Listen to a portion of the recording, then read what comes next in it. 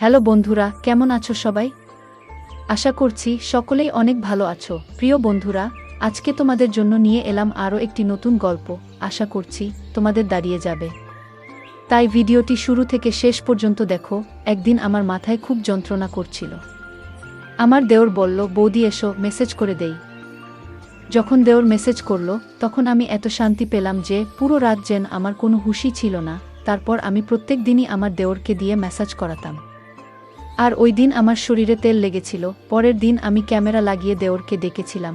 যখন সকালে উঠলাম, তখন ক্যামেরায় দৃশ্য দেখে আমি তো পুরো ক্ষেপে উঠলাম। আমার দেওর তো আমার সাথে। কখনো কখনো আমরা সম্পর্কের সীমানার খেয়াল রাখি না, আর এই কারণের জন্যই আমাদের অনেক লোকসান হয়ে যায়। প্রত্যেকটা সম্পর্কের একটা সীমা থাকে, আর যদি মানুষ ওই সীমা পার করে যায়, তাহলে সেই সম্পর্ক তার জন্য সমস্যা হয়ে দাঁড়ায়। আমার সাথেও কিছু এরকমই হতো। আমি একটা সম্বন্ধে আমার সীমারেখা পেরিয়ে গিয়েছিলাম, আর এজন্যই বরবাদী আমার ভাগ্য হয়ে দাঁড়িয়েছিল। যা কিছু আমার উপর দিয়ে বয়ে গিয়েছিল, সেগুলো আমার পক্ষে ভুলে যাওয়া মুশকিল ছিল। গত কয়েকদিন ধরে আমার মাথা যন্ত্রণায় জ্যান ফেটে যাচ্ছিল। আর কোনো ওষুধ কাজও করছিল না। আমার রাতের বেলায় ঘুম না হওয়ারই সমান ছিল।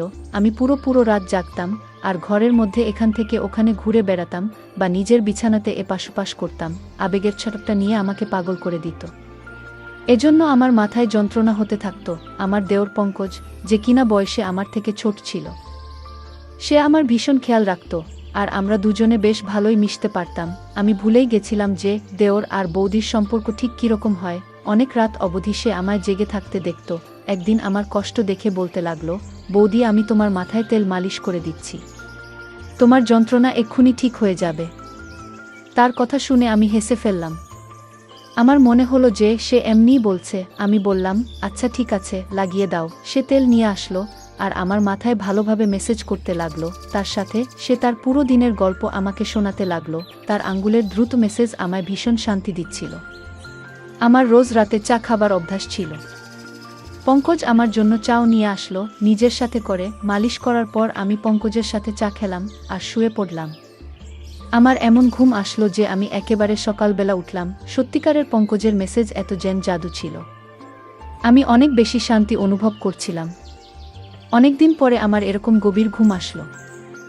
সকালবেলা উঠে যখন আমি স্নান করতে বাথরুমে গেলাম, আমি তখন ভীষণ অবাক হলাম যে আমার পুরো গায়ে কোথাও কোথাও তেল লাগানো। বোধহয় আমি ঘুমের ঘোরে নিজেই মাথার তেল এদিকে ওদিকে লাগিয়ে দিয়েছি। ঘুম পুরো হওয়ার কারণে আমার মাথার যন্ত্রণা চলে গিয়েছিল। এরপর আমি দিনভর কাজ করতে লাগলাম। আমার বিয়ের 1 বছর কেটে গেছে, আর এই 1 বছর আমি ভীষণ ভালোভাবে কাটিয়েছি। যখন আমি এই বাড়িতে বউ হয়ে আসলাম, তখন আমার দেওর পঙ্কজের মাত্র 6 বছর বয়স ছিল। পঙ্কজের মধ্যে অনেক বেশি বাচ্চাও ছিল, আর সে একদম আমার ছোট ভাইয়ের মতোই লাগতো। আমার বর আমায় বলেছিল যে তার বাবা খুব তাড়াতাড়ি পৃথিবী থেকে চলে গেছে, যার জন্য পঙ্কজ তার বাবার ভালোবাসা পায়নি। তার মাও পঙ্কজের উপর আর ঘরের উপর অনেক কম ধ্যান দিতেন। আর আমার বর আকরাম এখানে তো থাকতেই না। এজন্য আকর আমাকে বলেছিল যে এখন সবথেকে বেশি আমি যেন পঙ্কজের খেয়াল রাখি। আমি তাকে কথা দিয়েছিলাম যে পঙ্কজকে একদম নিজের বাচ্চার মতো রাখব, আর আমি আমার কথা পুরো করেছিলাম। আমার বর আকরাম অন্য শহরে চাকরি করত। সে মাসের 4 দিনের জন্য বাড়ি আসতো। বাকি পুরো মাসে আমি আমার ছোট দেওর পঙ্কজ আর আমার শাশুড়ির সাথেই কাটাতাম। পঙ্কজ এখন 7 বছরের ছেলে, যে কিনা যুবক হয়ে গেছে। সে আমার থেকে বয়সে মাত্র 4 বছরই ছোট ছিল। সে কলেজ থেকে আসার পর ও বৌদি বৌদি করে আমার আগে পিছে ঘুরত। আকরামের এখানে না থাকার কারণে আমার বড় ছোট সব কাজ পঙ্কজেরই দায়িত্বে ছিল। পঙ্কজ কলেজ থেকে আসার পর আমার কাজ করে দিত, আর তারপর আমারই সাথে সময় কাটাতো। পঙ্কজের সাথে থাকতে থাকতে আমি একটা ব্যাপার অনুভব করেছিলাম যে সে আকরামকে পছন্দ করত না। এমনকি তার কথা উঠলেও সে সেখানে চুপ করে যেত অথবা কথা বদলে দিত। আমি তার থেকে জানতে চাইতাম যে আকরামের থেকে তার কিসের সমস্যা, কিন্তু আমি কখনো এই প্রশ্নটা করতেই পারিনি। আকরামের মা পুরো দিন পাড়ায় ঘুরে বেড়াতেন, আর সন্ধ্যা হতেই বাড়ি এসে তাড়াতাড়ি শুয়ে পড়তেন। পরের দিন সকালবেলা আবার পাড়ায় বেরিয়ে যেতেন। এজন্য আমার তার দিক থেকে কোনো সমস্যাই ছিল না। জীবন খুব ভালোভাবেই কাটছিল। কিন্তু আকরামকে ছাড়া আমি পুরো রাত ঘুমোতেই পারতাম না, আর পুরো রাত আমি এপাশ ওপাশ করে কাটিয়ে দিতাম। কখনো কখনো মন চাইতো যে আমি নিজেই আকরামের কাছে চলে যাই, কিন্তু এখন এমনটা সম্ভব নয়। এজন্য আমার মাথায় মাঝে মধ্যেই ব্যথা ব্যথা হতো। পঙ্কজ জানত যে আমার মাথায় ব্যথা। এজন্য প্রথমে তো সে আমার জন্য ওষুধ নিয়ে আসতো, কিন্তু একদিন হঠাৎ সে বলল যে, আপনি কতদিন আর ওষুধ খাবেন মাথা যন্ত্রণা? এর থেকে তো ভালো যে আমি আপনার মাথার মেসেজ করে দেই, আপনি অনেক শান্তি পাবেন। আমি পঙ্কজকে বললাম, মেসেজ করার বদলে কিছুদিনের জন্য আমাকে নিজের দাদার কাছে পাঠিয়ে দাও, আমি নিজেই ঠিক হয়ে যাব। আমার কথা শুনে পঙ্কজ বলতে লাগলো, যদি আপনি চলে যান তো আমার কি হবে? আমি তো আপনাকে ছাড়া থাকতেই পারি না। তার কথা শুনে আমি জোরে জোরে হাসতে লাগলাম। সে আমার সাথে এভাবেই কথা বলতো। সত্যিই পঙ্কজের সাথে থেকে আমার একটা অভ্যাস হয়ে গিয়েছিল তার। আমরা দুজনে মাঝে মধ্যেই ঘুরতে বাইরে চলে যেতাম। সে রাতের বেলা আমার জন্য আইসক্রিম নিয়ে আসতো, আর আমরা দুজন মিলে রাতভর একসাথে সিনেমা দেখতাম। আমি পঙ্কজের সাথে কেনাকাটা করতে যেতাম। তখন সে আমাকে অনেক মডার্ন আর ফ্যাশনেবল জামা কাপড় কিনতে বাধ্য করত। ঘরের মধ্যে তো সে আমাকে ওড়না গায়ে দিতেও দিত না। আমি যখনই ওড়না নিয়ে কাজ করতাম, তখন সে আমার গায়ের ওড়না টেনে একদিকে ফেলে দিত। সে বলতো, আপনি এটা এত গরমের মধ্যে কি করে পরে কাজ করেন? সে প্রত্যেকটা কথায় আমার অনেক বেশি চিন্তা করত। সে হালকা রঙের জামা কাপড় পরতে বেশি পছন্দ করত। এই জন্য আমি যখনই তার সাথে বাজারে যেতাম, তখনই সে আমার জন্য হালকা রঙের কাপড় পছন্দ করত আর কেনাতো। আর তার সেলাইও ভীষণ ফ্যাশনেবল ভাবে করিয়ে আনত। আমার জামা কাপড়ের ব্যাপারে তার অনেক রুচি ছিল। আমি প্রায় তাকে বলতাম যে তার বউ তো ভাগ্যবান, যে তার বর তাকে পছন্দমতো জামা কাপড়ের ডিজাইন বানিয়ে দেবে। আমার কথা শুনে সে বলতো যে, আপাতত আপনি ভীষণ সৌভাগ্যবতী যে আমি আপনার জন্য এত মেহনত করি। আর সত্যিই আমি অনেক সৌভাগ্যবতী ছিলাম, কেননা আমাকে সে কখনো কোনো কাজের জন্য না বলতো না। সে আমার অনেক জামা কাপড়েই ডিপ করে ডিজাইন দেওয়া গলা বানাত, বড় বড় পিঠের ডিজাইনও বানাত, যেগুলো মাঝে মধ্যেই আমার কোমর পর্যন্ত চলে যেত। আর কামিজ এতটাই টাইট ফিটিং হতো যে কখনো কখনো তো নিঃশ্বাস নিতেও আমার কষ্ট হতো। কিন্তু পঙ্কজ এরকম জামা কাপড় ভীষণ পছন্দ করত। আমি ওকে আমার বাচ্চার মতো করে রাখতাম। এই জন্য কখনোই তার পছন্দের জামা কাপড় পরার জন্য আমি না করতাম না। হালকা গোলাপি রঙের জামা কাপড় পরে আমি একদিন রান্নাঘরে কাজ করছিলাম। অনেক বেশি গরম ছিল সেদিন, আর আমার পুরো শরীর ঘামে ভিজে যাচ্ছিল, যার জন্য আমার জামা কাপড়ে যেন আমাকে পুরোপুরি দেখা যাচ্ছিল। আর আমি ওড়না ছাড়া তাড়াতাড়ি খাবার তৈরিতেই মগ্ন ছিলাম। তাই হঠাৎই যখন সে পেছন দিক থেকে চলে আসলো আর আমাকে দেখে বলতে লাগলো, আজকে তো আপনি ভীষণ হট লাগছেন। ওর এই কথায় আমি লজ্জা পেয়ে গেলাম আর তাড়াতাড়ি আমার ওড়না খুঁজতে লাগলাম। তখনই সে বলতে লাগলো যে, আমি তো মজা করছিলাম বৌদি, আপনি আরাম করে নিজের কাজ করুন।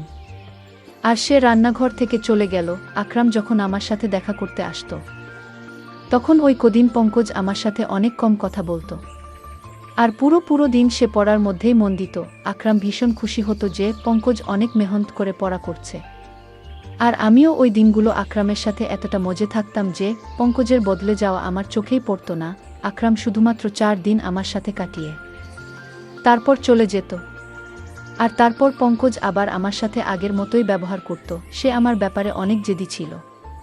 সে চাইতো সে আমাকে যা খুশি বলুক। ওর এক বন্ধুর ভাইদের বিয়ে ছিল, সে আমার পেছনেই লেগেছিল যে আমি যেন ওর সাথে যাই। প্রথমে তো আমি না বলে দিলাম, কিন্তু যখন দেখলাম যে সে দুঃখী হয়ে আছে, তখন আমি সঙ্গে সঙ্গে হ্যাঁ বলে দিলাম। কিন্তু আমি এটাই ভাবছিলাম, সে তার বন্ধুর ভাইদের বিয়েতে আমি গিয়ে কি করব। কিন্তু ওখানে গিয়ে আমি ভীষণ অবাক হলাম। ওর সমস্ত বন্ধুরা আমাকে ভীষণ ভালোভাবেই জানত, আর এমনভাবে আমার সাথে কথা বলছিল যেন আমরা অনেকবার দেখা করেছি। ওরা বলল, সব সময় পঙ্কজ আপনার কথাই বলতে থাকে আর সে আপনার ভীষণ প্রশংসা করে। তারা সবাই আমার সাথে আবার দেখা করার জন্য জেদ করতে লাগলো, ইচ্ছা প্রকাশ করতে লাগলো। ফেরার সময় আমি পঙ্কজকে বললাম যে, তুমি তোমার বন্ধুদের আমার ব্যাপারে কি কথা বলেছ যে সবাই আমাকে এত ভালোভাবে চিনেছে? পঙ্কজ বলতে লাগলো যে, আপনি তো আমার সব কিছু, আমি তো সব সময় আপনার কথাই বলতে থাকি। ওই সময় পঙ্কজের কথা মানে আমি বুঝতে পারিনি, কিন্তু যেদিন আমি তার ওই কথার মানে বুঝতে পারি, আমার পায়ের তলা থেকে মাটি সরে গিয়েছিল। পঙ্কজ রোজ রাতে আমার মেসেজ পড়ত আর আমি আরাম করে ঘুমিয়ে যেতাম। কিন্তু যখন আমি আমার গায়ে পরের দিন জায়গায় তেলের দাগ দেখতাম, অবাক হয়ে যেতাম। আর এই জন্যই একদিন আমি ঘরের মধ্যে ক্যামেরা লাগালাম আর পঙ্কজকে দিয়ে ম্যাসাজ করাতে লাগলাম। ম্যাসাজ করানোর কিছুক্ষণের মধ্যেই আমি প্রত্যেকবারের মতো ঘুমিয়ে পড়লাম। আর সকালবেলা উঠে যখন ক্যামেরা রেকর্ডিং দেখলাম, তো আমার নিঃশ্বাস প্রশ্বাস যেন বন্ধ হয়ে যাচ্ছিল। আমি ভাবতেও পারিনি যে পঙ্কজ আমার সাথে এরকম করতে পারে। আমি তো পঙ্কজকে অনেক বেশি ভরসা করেছিলাম, আর তাকে আমি নিজের ছোট ভাই ভাবতাম, কিন্তু সে তো দেওর বৌদির সম্পর্কের সম্মান রক্ষা করতে পারল না। ভিডিওতে পঙ্কজ আমার ভালোভাবে মেসেজ করছিল। তারপর সে আমার জন্য চা বানিয়ে আনলো, আর চা খাওয়ার পর পঙ্কজ ঘর থেকে বেরিয়ে গিয়েছিল, আর আমি ঘুমানোর জন্য শুয়ে পড়েছিলাম। কিছুক্ষণ পরে আমার এত গভীর ঘুম এসে গেল, তখন পঙ্কজ দ্বিতীয়বার দরজা খুলে ঘরে আসলো, আর আমি দরজা খোলার আওয়াজেতেও উঠিনি। সে ঘরে আসার পর ঘরের দরজা বন্ধ করে দিল, আর আমার কাছে চলে আসলো। এরপর আমি যা কিছু দেখলাম আমি নিজের চোখে বিশ্বাস করতে পারিনি। পঙ্কজ কিছুক্ষণ তো চুপচাপ বসেছিল, আমাকে সে দেখছিল। এরপর সে নিজের আঙ্গুল দিয়ে আমার চেহারা ছুঁতে লাগলো। সে তার মোবাইল ফোন বের করে আমার অনেক ফটো তুলল, আর তারপর সে আস্তে আস্তে আমার শরীর থেকে কামিজ সরালো। তেলের সেই শিশি যেটা সে মাসাজের জন্য এনেছিল ঘরের মধ্যেই রাখা ছিল। সে নিজের হাতে তেল নিল আর আমার গায়ে মাসাজ করতে লাগল। আমি জ্ঞান হারিয়ে ওর সামনেই পড়েছিলাম, আর সে আমার গায়ে নিজের হাত ঘোরাচ্ছিল। কিছুক্ষণ পরে আমাকে চুমু খেতে শুরু করলো, আর তারপর সে নিজের সমস্ত সীমারেখা ছাড়িয়ে গেল। সে আমাদের মাঝে দাঁড় করানো সমস্ত আবরণের দেওয়ালকে ভেঙে দিয়েছিল। সে আবেগ সামলাতে না পেরে এতটাই এগিয়ে গেল যে কয়েক ঘন্টা পর্যন্ত সে আমার সাথে ছিল। আমি তার সামনে গানহীন অবস্থায় ছিলাম, আর সে পুরোপুরি জোশপূর্ণ ছিল। বেশ কয়েক ঘন্টা আমার সাথে কাটানোর পর ও যেভাবে এসেছিল সেভাবেই ফেরত চলে গেল। সে আমার ইজ্জত খুব বাজেভাবে নষ্ট করে গেল, আর এটা দেখে আমার হৃদয় পর্যন্ত কেঁপে উঠব। আমি তো তাকে নিজের ভাই ভাবতাম, এজন্য তার সাথে এত ভালোভাবে মেলামেশা করতাম। কিন্তু আমি কখনো জানতেই পারিনি যে ওর চরিত্র খারাপ ছিল। আমি আমার ঘরে বন্ধ ছিলাম। যখন সে কলেজ থেকে আসলো সে সোজা আমার ঘরে চলে আসলো। একদম আমার কাছে বসে বলতে লাগলো, বৌদি কি হয়েছে, তোমার শরীর ঠিক নেই? আমি গভীরভাবে তার দিকে তাকালাম, আর ক্যামেরার রেকর্ডিং তার দিকে বাড়ালাম। সেটা দেখে সে কিছুক্ষণের জন্য তো চুপ করে গেল। এরপরে সে যা বলল সেটা শুনে পুরো আমার গায়ে শিহরণ জেগে গেল। সে হঠাৎ করেই নিজের ভালোবাসার কথা আমাকে বলতে লাগলো। সে বলতে লাগলো চিরদিনই ভালোবাসার জন্য অভাব বোধ করত সে। যখন আমি তার দিকে ধ্যান দেওয়া শুরু করলাম তখন তার ভালো লাগতে লাগলো। সে বুঝতে পারল যে তার জীবনে কেউ এমন আছে যে তাকে ভালোবাসে। ও বলছিল যে এবার ও আর আমার থেকে দূরে যেতে পারে না, আর এই জন্যই তার নজরে তার বর দাদার অস্তিত্ব খটকাতে লেগেছিল। যখনই আকরাম আসতো সে নিজেকে ঘরের মধ্যে বন্ধ করে দিত, কেননা আমাদের দুজনকে সে একসাথে দেখতে চাইত না। আকরামকে তো সে এভাবেই প্রথম থেকেই ঘৃণা করত, কেননা আকরামের বাবা আকরামকে অনেক ভালোবাসত, আর মরার আগে উনি এই ঘরটাও আকরামের নামে লিখে দিয়েছেন। আমার আর আকরামের সঙ্গ তার হৃদয়ে কাটার মতো বিদ্যুৎ। তাই যখনই আমার জন্য সে কেনাকাটা করত সে ইচ্ছে করেই আমার জন্য এই ধরনের জামা কাপড় কেনাতো যাতে আমাকে সে পরিষ্কারভাবে দেখতে পারে। সে হালকা রং পছন্দ করত না, বরং হালকা রঙের মধ্যে দিয়ে উকি দেওয়া আমার দেহাকর্ষণ তাকে আকৃষ্ট করত। সে বলতো যে সে সৌন্দর্যে আহত হয়েছে, সে শুধু আমাকে পেতে চাইত।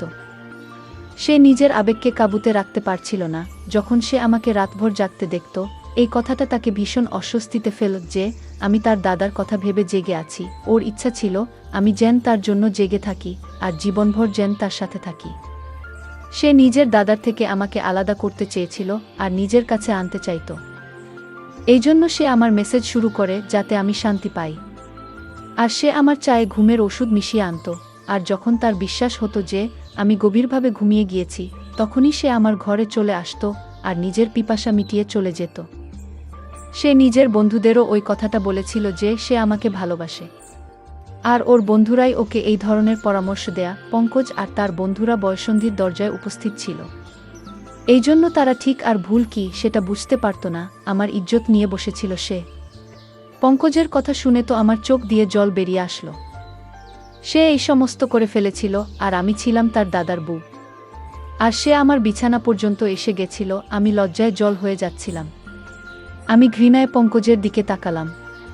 তখন সে আমার পায়ের কাছে বসে পড়ল আর বলতে লাগলো সে শুধু আমাকে ভালোবাসে, আর আমার ঘৃণা ওকে মেরে ফেলবে বাবার ছেড়ে চলে যাওয়ার সাথে সাথে।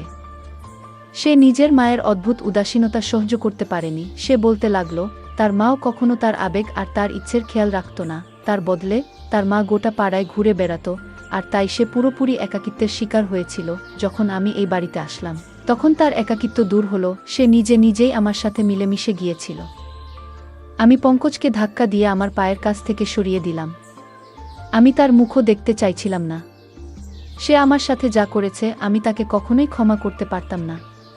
আমি জানতাম এতে পুরো ভুল পঙ্কজের ছিল না। সে সত্যিই সম্পর্কের জন্য মরে যাচ্ছিল। আর আমাকে পেয়ে সে সীমানা ভুলে গিয়েছিল। আর আমিও তাকে কখনো ঠিক আর ভুল কোনটা তা বলিনি। সে যখনই আমার জন্য জামা কাপড় সেলাই করাতো তখন আমি সেটা ওর পছন্দ ভেবে মেনে নিতাম। আমি ওড়না ছাড়াই তার সামনে ঘরে ঘুরে বেড়াতাম। আমি তাকে নিজের ছোট ভাই অবশ্যই ভাবতাম। কিন্তু বাস্তবে সে তো আমার ছোট ভাই ছিল না। তার আর আমার সম্পর্ক ছিল দেওর বৌদির। আর আমি এই ব্যাপারটাই খেয়াল করিনি। আজকালকার দিনে যেখানে এক 3 বছরের বাচ্চাও পুরো সব কথাই জানতে পারে, আমি কি করে ভেবে নিলাম যে আমার 7 বছরের দেওর একটা ছোট বাচ্চা হবে। আমি তাকে বললাম, এটাই ভালো হবে যে তুমি আমার থেকে দূরত্ব বজায় রাখো, আর আমাকে নিজের চেহারাও দেখাবে না। আমার পক্ষে এবার তার সাথে একই ছাদের নিচে থাকা মুশকিল হয়ে গিয়েছিল। সে বলতে লাগলো যে এই কথাটা যেন তার দাদাকে আমি না বলি। আমার মধ্যে তো নিজে থেকেই এতটা ক্ষমতা ছিল না যে আমি আকরামকে এত বড় সত্যিটা বলবো। সে ভীষণ লজ্জিত ছিল। আর সে নিজের ঘরে চলে গেল। কিন্তু আমি নিজের নজরেই নেমে গিয়েছিলাম। আমি সঙ্গে সঙ্গে আকরামকে ফোন করলাম। তাকে বললাম আমি এবার তাকে ছাড়া থাকতে চাই না। হয় সে নিজে এখানে চলে আসুক, আর না হয় আমাকে তার কাছে ডেকে নিক। আমার কথা শুনে আকরাম প্রথমে তো অবাক হয়ে গেল যে আমার হঠাৎ করে কি হলো।